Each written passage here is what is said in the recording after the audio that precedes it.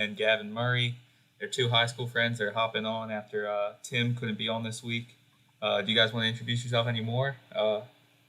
Give any titles? I know Gavin has his own podcast of his own, and Eddie's up at Villanova. Sure, Go ahead. I'll plug myself real quick. Why not? My name's Gavin. I currently am at Purdue University, so I'm coming straight from Indiana. My podcast, I use the Anchor podcast system, and it is on Spotify, Apple Music, the Anchor website. It's called Go for Two. I do a lot of statistical studies because I'm a stats guy. That's about it. If you want to check it out, I have an Instagram page. It's at Go for Two podcast, all one word, all lowercase, no underscores, no periods. So links in the bio if you want to check out my podcast. Eddie, anything for you to say from Villanova? Yeah, I'll definitely check that out. Like Ben said, my name's Eddie. I'm a freshman at Villanova, and I'm just really psyched to be here. So thanks, Ben, for having me on. All right. Before we get into sports talk, let's have a word from our sponsors real quick. So we've got sports back pretty much every day now. And if you want to support the 12-ounce sports team, there's an easy way to get in on the action. 12-ounce sports. 12-ounce sports is going to hook you up with a crazy deal when you sign up to make your first deposit on mybookie.ag. When you make your first deposit on mybookie.ag, they'll match your first deposit up to $1,000 when you punch in the promo code 12-ounce sports. That's 12OZSPORTS. All caps, no spaces. When signing up on mybookie.ag to get your first deposit matched to $1,000, remember, always gamble responsibly.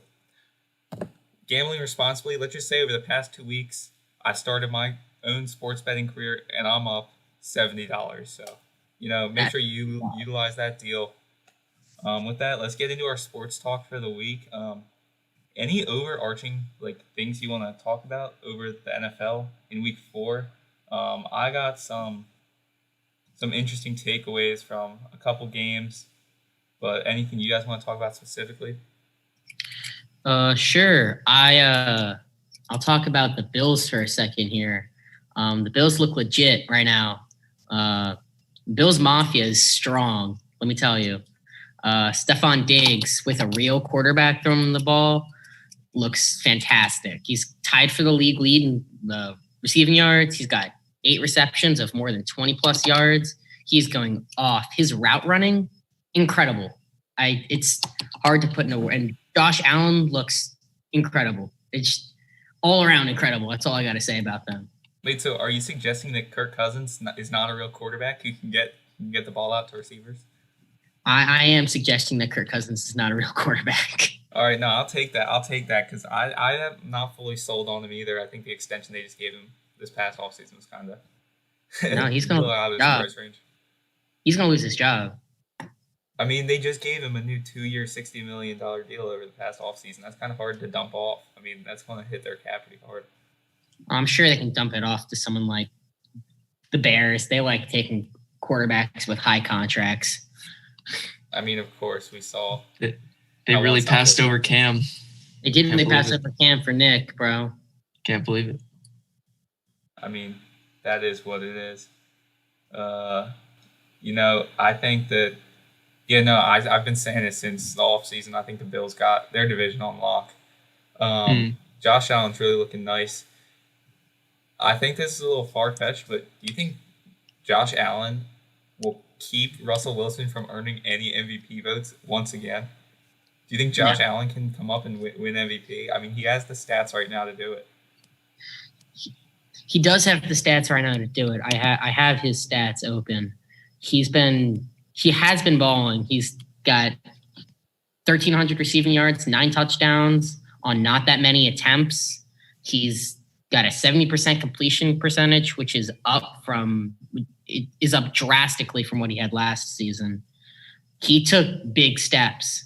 He's got 12 touchdowns to 1 pick, which is almost unheard of. If he keeps on that track, those are records. But I don't know. I think this is still Russell Wilson's MVP year. He has really said, all right, Seahawks, hop on my back. Yeah, I've been Yeah, thinking that too. I just love what I've been seeing from Josh Allen. Mm. Yeah, man, he's the next gunslinger. You know, I mean, we're kind of seeing a resurgence of like deep ball really coming back into play, like kind of what Aaron Rodgers almost started, I guess, and then like we see new guys coming into the league, Mahomes, Allen, guys who are just launching it down the field, and like Gavin was saying, you've got Diggs who runs these like amazing routes. I mean, just his awareness is insane. So it makes for really great plays. So yeah, I definitely like what I'm seeing from the Bills. I've got Josh Allen on my fantasy team, so I'm really reaping in the success. So, yeah. Did you draft him or did you get him off waivers or free agency? Drafted, went all in, had to pick him up. Drafted. I like that. That's a good pick. I like that move. Mm-hmm. Yep. High risk, high reward there, and I think it's paid off certainly well. Gavin, you said in your QB statistical analysis that you think Sam Darnold is the best quarterback coming out of that 2018 draft class, excluding Lamar Jackson. Do you think that still holds up? When I just re-listened to your podcast, that kind of caught me by surprise. I still think that he's got them. If you watch the Jets, he's got some plays that are just incredible. I think that I saw a tape. I think it was week 4. I think it was week 3, actually. He was rolling out of the pockets to the left, and then he made a crossbody throw, and he shifted back to the right and hit a receiver on the run. That was exactly on point. Now, I think his mechanics are still better than Josh Allen's, which is, I know that's hot. That's a hot take right there, but we have high takes on this show. Well, it's a high take, let me tell you. But I think overall, Josh Allen this year, with the strides that he's taken, is absolutely better than Sam Darnold. But if you put Sam Darnold in, a real offense with some weapons around him, you build an O-line around him, I think that I still think that Sam Darnold, I don't think Sam Darnold's trash. Let me tell you, I think he's on a trash team, and I think those are very different things. Mm-hmm. If you put him in a better situation, or the Jets build the situation around him, I still think that 15 years down the line, we could be saying that he was still one of the best quarterbacks in that class. Mm-hmm. Yeah, for sure. I like Darnold. I think Allen is definitely the better of the two in any system. With that said, like, the Jets, they're looking pretty bad. I took the Broncos with Brian Rippon or whatever. I bet on them Thursday night last week, and of course that paid off. That's how little faith I have in Adam Gase. If the Jets don't fire Adam Gase, which I don't think that's an option, but let's say they move on from Adam Gase and they still end up with the number 1 pick, do you see the Jets moving on from Darnold to take Trevor Lawrence? I mean, I think that they have to.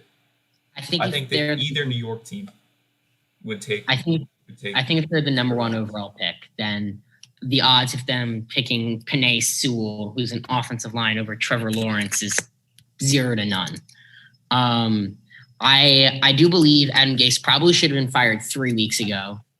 Don't get me wrong there. He is not fit to be an NFL coach. He looks like he should be doing meth instead. But honestly, I still have faith in Sam Darnold, and I wouldn't be surprised if they end up with the number 1 overall pick, if a similar situation to the Josh Rosen situation happens, where they trade him to someone that's a bad team now, or a bad team that in the future that needs a quarterback, maybe, I don't know, maybe a Carolina, or I'm not saying Carolina's bad. I'm just saying that their quarterback situation is really up in the air. No, I don't think Teddy Bridgewater's. I mean, they did pay him top 5 money, which of course he's not, but they did give him, I think, $21 million a year for the next 3 years, which I think was kind of absurd.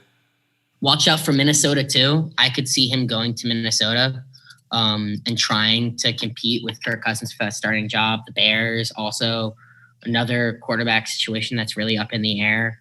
I think the most important thing for Sam Darnold is to get out of the Jets. I think the Jets are killing his career, and he's not going to have a better career until he's somewhere else. Yeah, I'd agree with you on that one, pretty much. We've seen that before. All the way. Move on. Sorry, Yeah. Eddie, can you repeat that? Go ahead, Eddie. No, I was just gonna say, like, that's just such a prevailing theme that we've seen across the league so far, just like wasted talent. I mean, you look at like Edelman. Like Edelman's like so, and same thing actually I was noticing with Ertz. Like I just feel like Ertz is being so underutilized. I feel like, I don't know, he hasn't really been in the spotlight. I think he's had like one touchdown on the season. I remember he scored against the Redskins in week 1, but I can't remember anything since.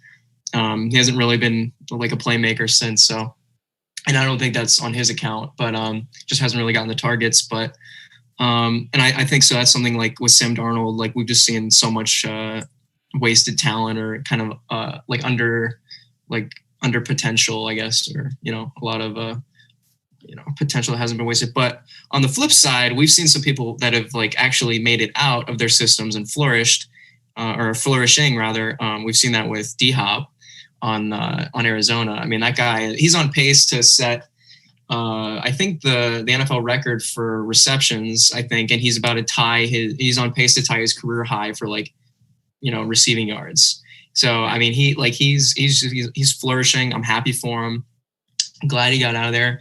Now they just got to get Deshaun out of there, or, set him up with some new weapons. I mean, I think they're starting that process. They fired Bill O'Brien. I mean, Yeah. that was a big mistake letting him be a GM. I mean, yeah. No head coach should ever be a GM. It's never worked. I know. Look, I mean, it seemed like Chip Kelly. Two words, Chip Kelly. That's it. Yeah. Once you give the power to the head coach over the general manager, whose job is to actually manage the team, then you've lost. Yeah. It was a mess from the start. I mean, he did go. Bill O'Brien led them 2-4 in the playoffs, but that didn't amount to anything. No championships. No. They always seemed like they were. They just never seemed like they were quite hitting a stride. What I can say is, Gavin, have you done any statistical analysis on this current draft class of quarterbacks? This current draft class of quarterbacks? Yeah, with Tua, with Burrow, and Justin Herbert and Jordan Love. I've pulled some numbers. I'm working on a project right now. Hopefully, it'll be coming out within a week. Hopefully, on my podcast channel. It'll be a statistical study of the quarterback position so far this year, but I can touch on some of the rookie quarterbacks that are surprising me right now. Joe Burrow looks like a veteran. He looks like he's been in the league for 10 years. I don't think I can go that far. Eddie, what do you think about these rookie quarterbacks right now? Honestly, yeah, I don't, I'm not like disappointed in Burrow's performance by any means, but I think my standout of this class is Justin Herbert. Going toe to toe with Mahomes, 33-30, such a, coming up just that short against Mahomes, in his career opener. I think that speaks volumes to his potential and, the track that he's on. I mean, he came up a little short against Brady, kind of lost it, but, for the, first half of that game, that was the Chargers game. So, I think he's just, he needs some time to develop, but I think for me, I see the most potential in Justin Herbert. Yeah, of course. I was gonna bring up Justin Herbert. He's been blowing us away, and I think these guys who come out of the Pac-12, I think they always creep up on us just because. I mean, we're really not watching that football. It's out west. They're kind of it's a different style of play out there, and I think Justin Herbert for real has been shocking me. I think that the stats might not show it. I think he's in the worse position than Burrow, but it's working out. It's working out well for him, and I think that he's better. I think we've yet to see Tua. I think Tua for sure is definitely the best quarterback in that class, but we just haven't seen him yet. I think that it's a little ridiculous that Miami just again committed earlier today to starting Fitzpatrick this week. I think it's time for Tua. I think it's time to bench Fitzpatrick. I think he's had his time to show that he really can't sustain winning. He can win games, but he can't sustain his winning. And I think it's time to give the keys over to Tua. 1 and 3, I agree. Yeah, I mean, I feel like a quarter way into the season, we're not getting anything more from him. I mean, do you guys think it's time to give these rookies a chance? Or at least I think Tua sure. specifically. For sure. I think so. Got So it. you see, my standout actually has been for this draft class has not been a quarterback, which is interesting. I think that James Robinson, running back Jacksonville, has been the most surprising rookie so far in this season. He was not a high pick. He's got more rushing yards than Zeke and Melvin Gordon right now. He plays for Jacksonville. Gardner Minshew and James Robinson alone are refusing to let Jacksonville tank for Trevor Lawrence. Tanking for Trevor is not happening because of those two guys, which is awesome, and I love to see it. James Robinson's got 3 touchdowns, and he was projected to play on one of the worst offenses in the NFL. But Gardner Minshew has over 1,000 yards, 8 touchdowns, 4 interceptions, 72% completion percentage. He's tied for 6th in the league in completion percentage, and he's 7th in the NFL in passing yards. And he is undersized. He does not have the greatest arm, but he is still balling, and they are 1 and 3.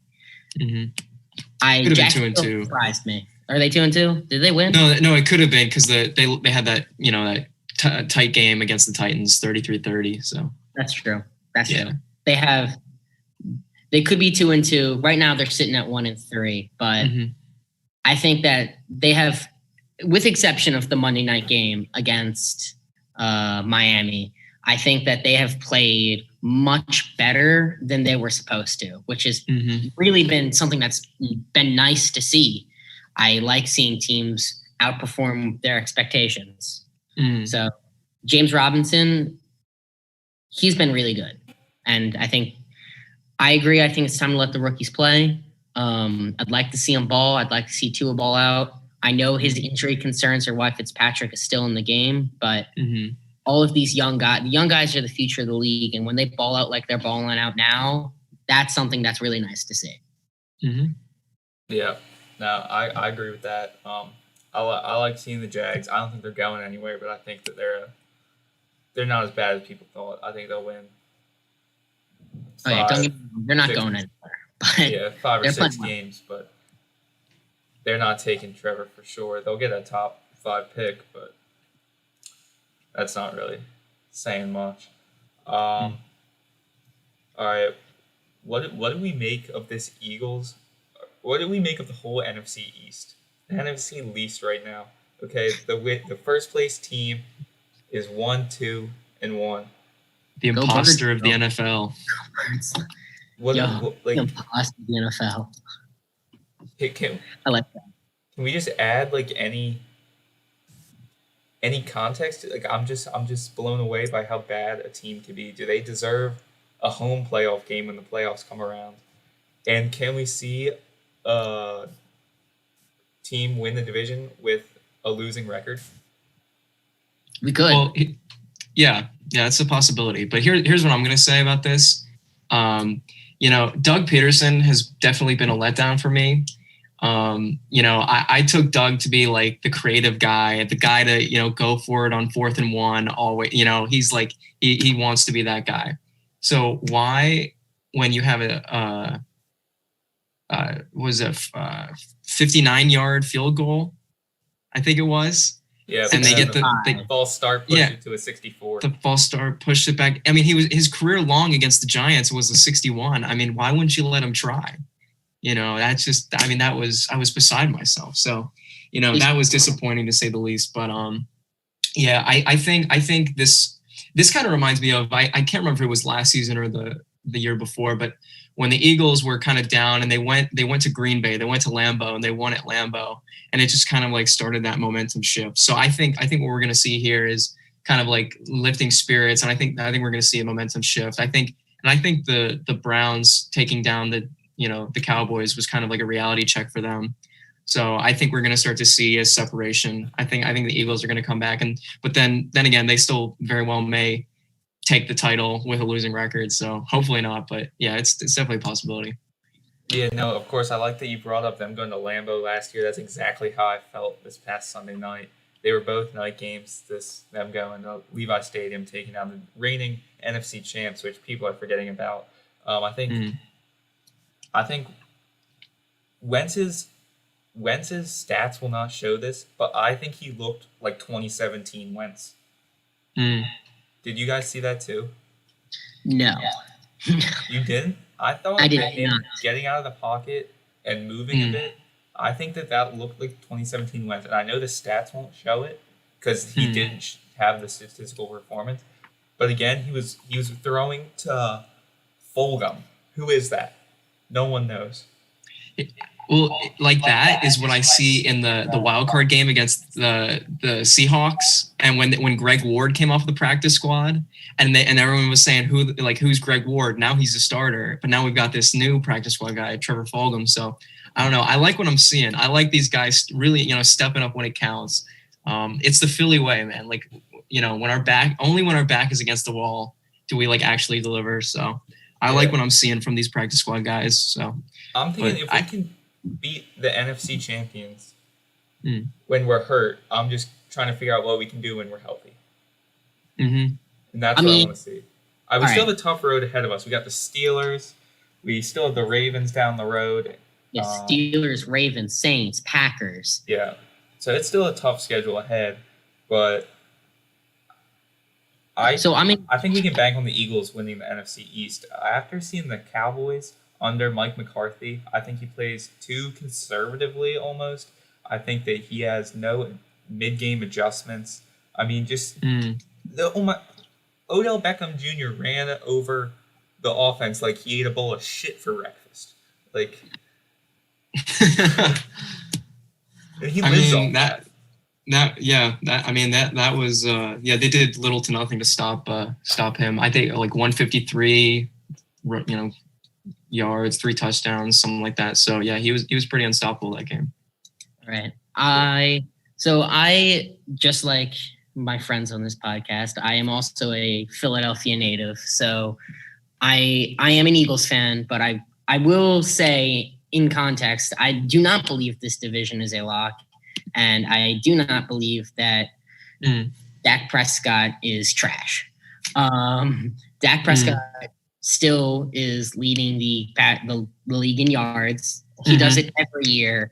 He's got 24 more passing attempts than any other quarterback right now. And next is Joe Burrow, which is a rookie. That says a lot. But he's still, they're slinging the ball a lot, and the receivers look good. And they have, I am not afraid to say, I believe that Dallas has probably one of the best, if not the best receiving core in the league. Michael Gallup, Amari Cooper, and CeeDee Lamb are lethal, and the Eagles do not have the corners to match up against that. They don't have it. So if they wanted to, and all of their games so far have been really high scoring. Atlanta was a high scoring game. The Browns were a high scoring game. That offense can put up points. And the Eagles, although the Eagles are leading the league right now in sacks, they're 9th in yards allowed. The defense looks good for the Eagles, but the Cowboys have a really high power offense. And I don't know if the Eagles can stop that twice. I think they might be able to do it once, but do not be surprised if the first time that the Eagles play the Cowboys, that the Cowboys take that game. I would not be shocked. And I still believe that it's a tight division. Will the winner have a losing record? Maybe, but I sure hope not. For NFL, for the NFL's sake, I hope not. But sure, I think that the Cowboys, we cannot. If we underestimate the Cowboys, that's when we're going to start losing. So I still have fear of the Dallas Cowboys, as all Eagles fans should. But I think if the Eagles can figure out how to, if Doug Peterson gets his balls unneutered and he starts coaching with actual well again, then I think that the Eagles could turn the season around. But don't be surprised if the Eagles' offense still sucks. No, I see your concerns in that very legitimately. But with you saying Dak is like this top tier quarterback, I feel like you shouldn't be 3-1 if you have those receivers. I mean, I don't think there's an excuse, and you have Zeke. I don't think there's an excuse for him to not have those yards. That just doesn't make sense to me. And they're coming in kind of garbage time, I think. He's been putting up big numbers, and a lot of it has been because of the weapons he has around him. He should be putting up those numbers.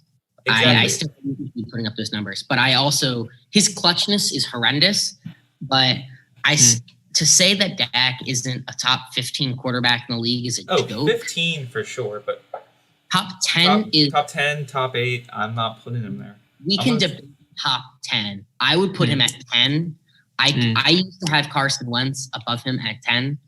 I used to have Carson at the 10th spot and Dak at the 11th spot. But with how Wentz has performed this year, I don't know. I would say that Dak is still showing that he's worth a contract at least. Maybe not the highest paid quarterback in the league, but he's worth a contract. I don't think he's worth any more than like 27 and a half a year, honestly. My number is 25, so I'm right there with you. My number is 33.5. You're eating too much into the cap there, and he needs to keep the guys around him like Zeke, like Amari Cooper. Their offensive line is aging. They aged very fast.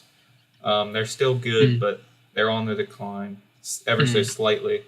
And I think that he needs that help moving forward, which he should see he should see the lower contract as an investment towards keeping him healthy, to keeping him available. Yeah. Yeah, it's like what Brady was doing. He had to take a cut to keep the weapons. So yeah. Brady never took more than $25 million a year. Yeah. That's fun fact. He never took more than $25 million a year. He's on a 2-year, $50 million contract this year, so he's still not taking more than $25 a year. But his incentives and whatever can get him up to $30 million a year. Absolutely, that is true. He can get more money if he balls it out. But that's it.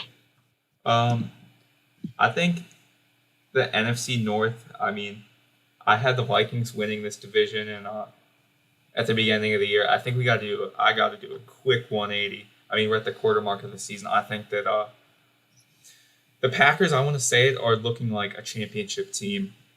I see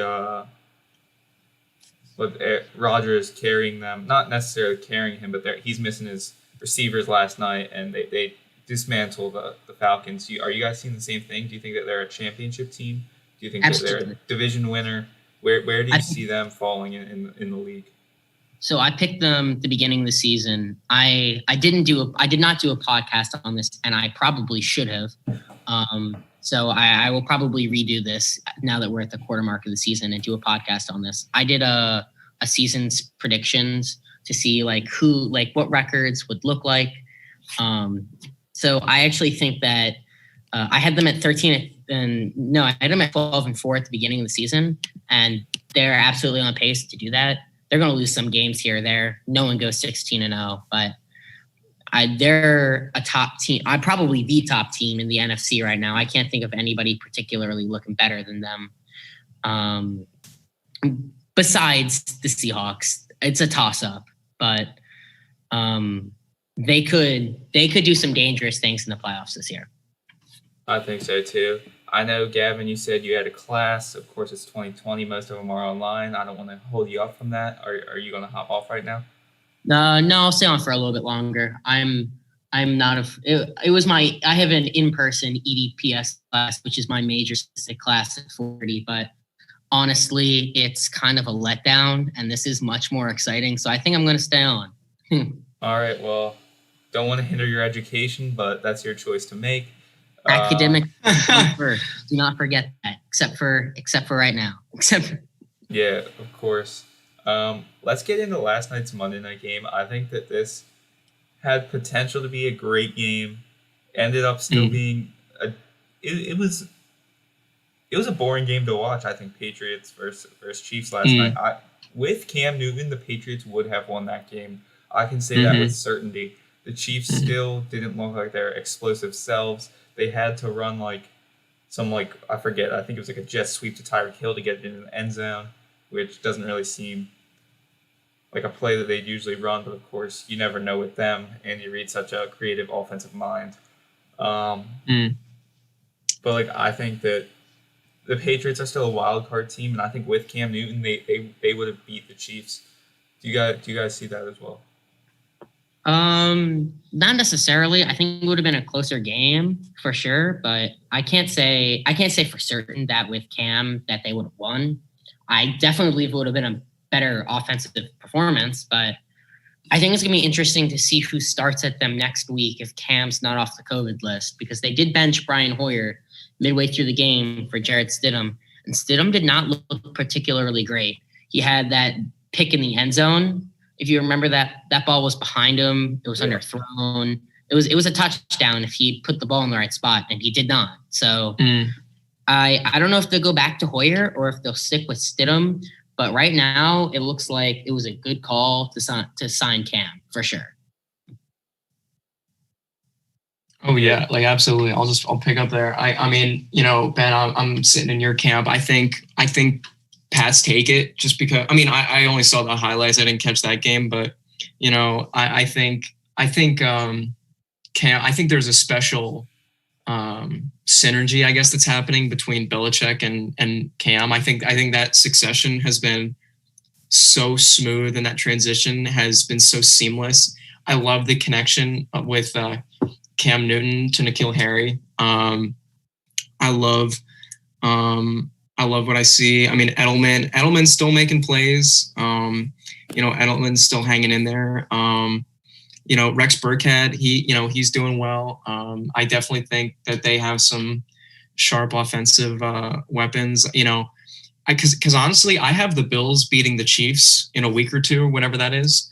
So I think that the Chiefs are definitely headed for some turbulence, I guess, in their run on their road to the playoffs, I guess. But I definitely see the Patriots is definitely a tight contender, and honestly, from like you were saying, like from what I saw, and kind of like the play calling, and maybe they just weren't taking the game as seriously, I guess, or I don't know, they just kind of underestimated Hoyer, or they just I don't know, trying to keep people from getting injured or something, I don't know, but they weren't benching anybody, so I don't know. But yeah, no, I definitely think the Patriots, if they were ever to meet up again, I think that'd be a pretty interesting game.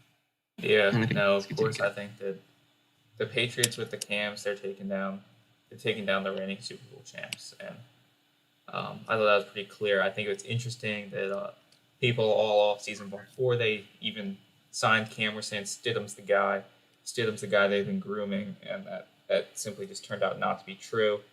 Even after they signed Cam, it was still in training camp and all their off-season workouts. They were limited, but still they had them. People were saying Stidham might be the guy. It was a true quarterback competition, which really is baffling me right now after seeing him play a single game, not even a single quarter. He should have been in rhythm with all the receivers that they had, which isn't so much, but things have been looking to click for them. So I thought that, it was interesting seeing that game play. Of course, COVID is... I thought the season was going to be over once I saw the Titans got COVID, and then Cam also got it. I thought we were going to have another outbreak and move more games around.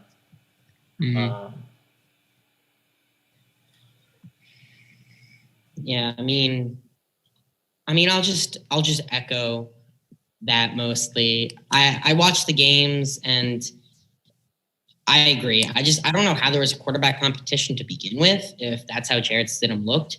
Maybe it was because he was a deer in the headlights, but regardless, he's got to do better than that if he wants a job in the future besides being a backup.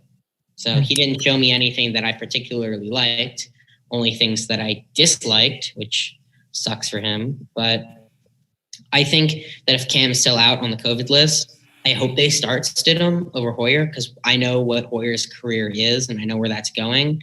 And I don't know what Stidham's career holds for him. So I'd like to see, once again, young blood ball out. But I guess we'll have to see what Bill Belichick decides. Of course. Moving on, do you guys want to keep up with this NFL talk or move into a little NBA Finals? Let me just dump off a little piece of betting advice since we were talking about Take your time. Thursday night, Bucks versus the Bears. The spread right now is at 5.5 for the Bucks to win, and I think that everyone should take that.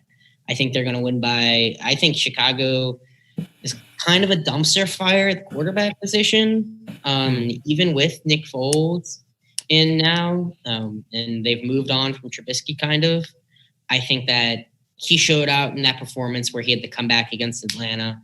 Atlanta blows leads, but he did not play particularly well against the Colts this week. He only scored 11 points, which is not good for him. But if you're betting this week, I would say Thursday night, Bucks to cover the spread away in Chicago. That's probably a good one.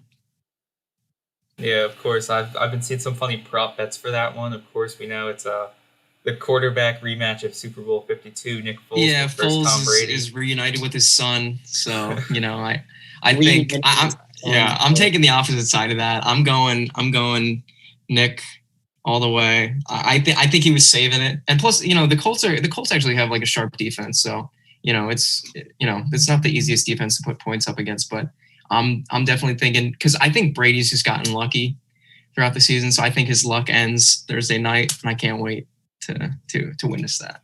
Yeah, of course. I've seen some prop bets that the final score will be 41-33, just like Super Bowl 52.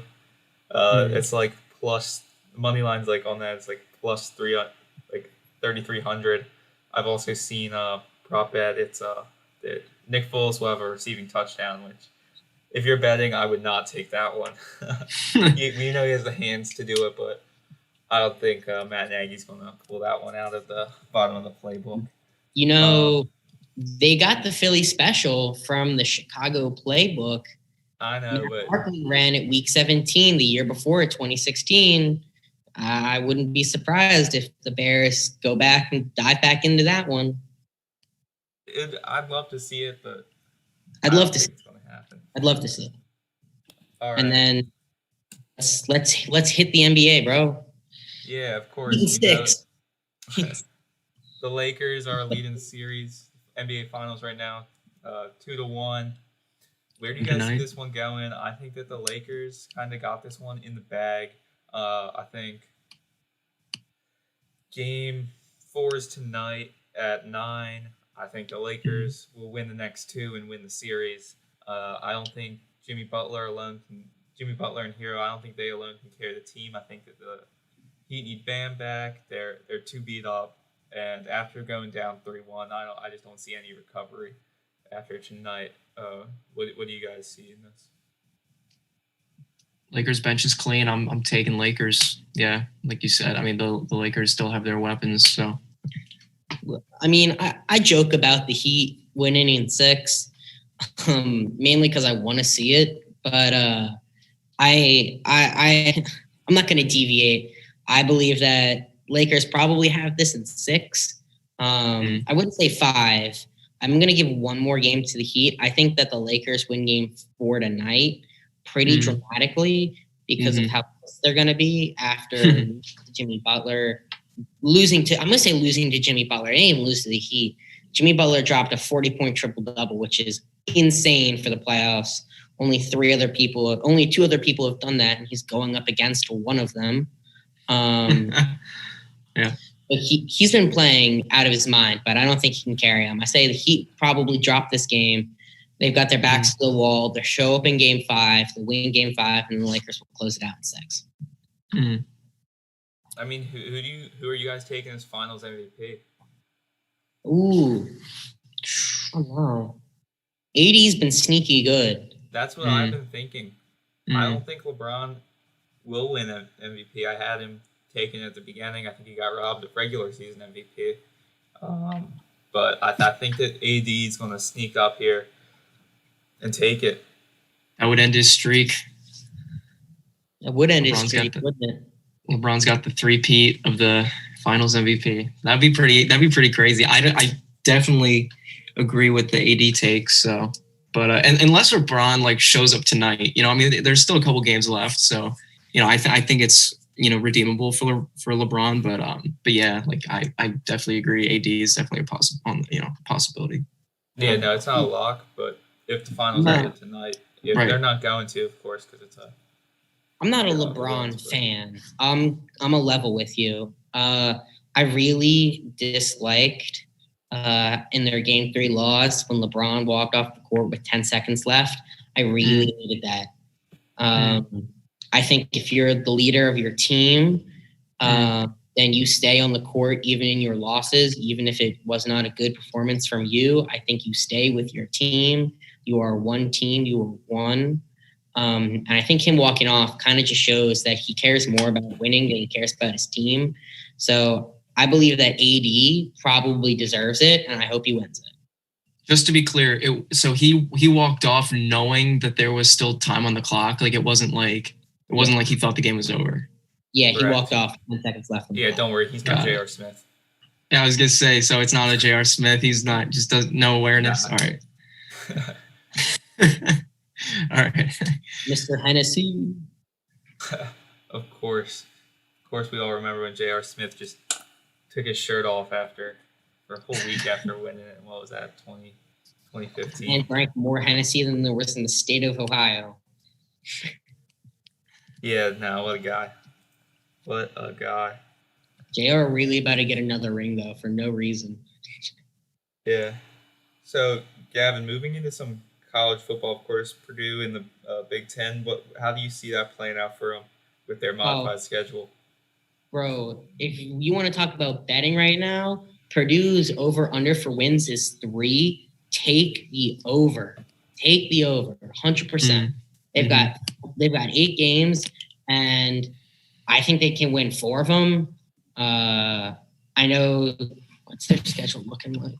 I don't remember their schedule off the top of my head, but I know it's relatively weak. Do you guys have? Will you guys have fans in the stands when Purdue returns? So they haven't decided whether or not there's going to be fans in the stands yet.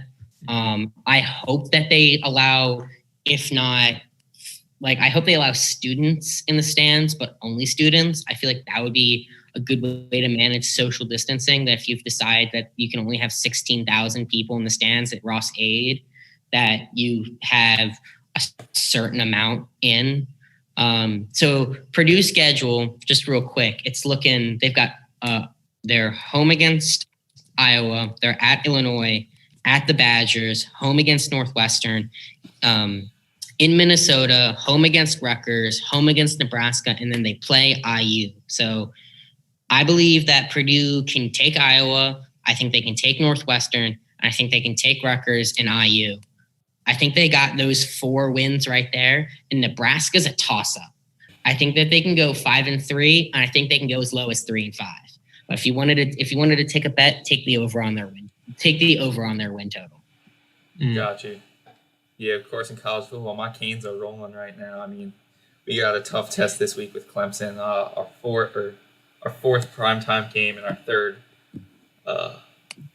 third time in a row on College Game Day. So I'm excited to see what goes on there. I'm excited to see IU too. One of my favorite prospects for the draft is actually out of IU. I mean, not IU. My dumbass. It's out of Miami. Who would that be? Who do you like? Gregory Rousseau, the pass rusher. He opted out, but I remember that. So, but they've been doing. He looks good. That entire team looks good. Yeah, no, I like them. I'm taking them plus 14 or 15. It's been shifting back and forth. Eddie, how's Villanova handling the return of sports? Of course, basketball powerhouse in the Big East. Yeah, I mean, nothing yet. They're kind of keeping us waiting in the wings. No schedule, no nothing. I mean, we're getting tidbits. Jay Wright. They're really struggling with the ramifications of the distancing with like the team and stuff, and like they aren't trying to like mix players at practice. They're doing a lot. But for the most part, we're kind of in the dark. But the Big East is, they're trying to get a schedule out. But nothing as of late. But yeah, so we have, no football obviously. So, and we're starting to see a little rise in our cases here. So that's kind of keeping people on guard right now. So, yeah, like I said, we're just kind of in the dark, but we're waiting in the wings. So, any news, I'll keep you posted, but nothing as of yet. I hope they play for you, bro. Yeah. Well, my heart goes out to the seniors here. You know what I mean? I mean, how crushing will that be? I can't even imagine. Like, you lose it freshman year. That's, it sucks. But, for the seniors, for their sake, I really hope. And for the players too. I mean, like they work hard. And, it would just be a real bummer, real letdown. They do work really hard. I know Purdue's planning on playing. Purdue's got a pretty sick basketball program. I've seen a couple of the players around campus, and they look like they're built for it. I'm excited to see what they'll do this season too. I think they could have a really good season. Yeah.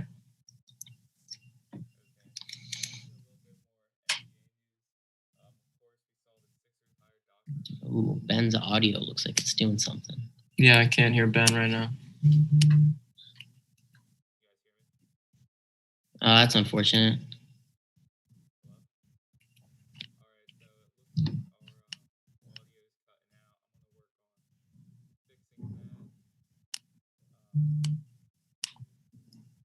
Technical difficulties. This is the issue with Zoom. Yeah. Definitely. No, exactly. It's, technology, it works until it doesn't. All right. Well, Ben is out. Is he still out? All right. I'm going to throw it back to the NFL for a second because I got another point here about the Saints. Oh, yeah, for sure. I think the Saints have been interesting to me. Without Michael Thomas, Alvin Kamara has been carrying them hard. Yeah. He's got 30 receptions right now, which he's a running back and has 30 receptions. He is fourth in the league in receptions, and he does not even play the position of wide receiver, which is awesome. He has 7 total touchdowns, 320 receiving yards, and 236 rushing yards. He has been, I do really believe he's been single-handedly carrying Drew Brees. He is worth the money that they have given him. And I drafted him in my fantasy football league, which is kind of awesome. Yeah, go for it. Go ahead. Okay.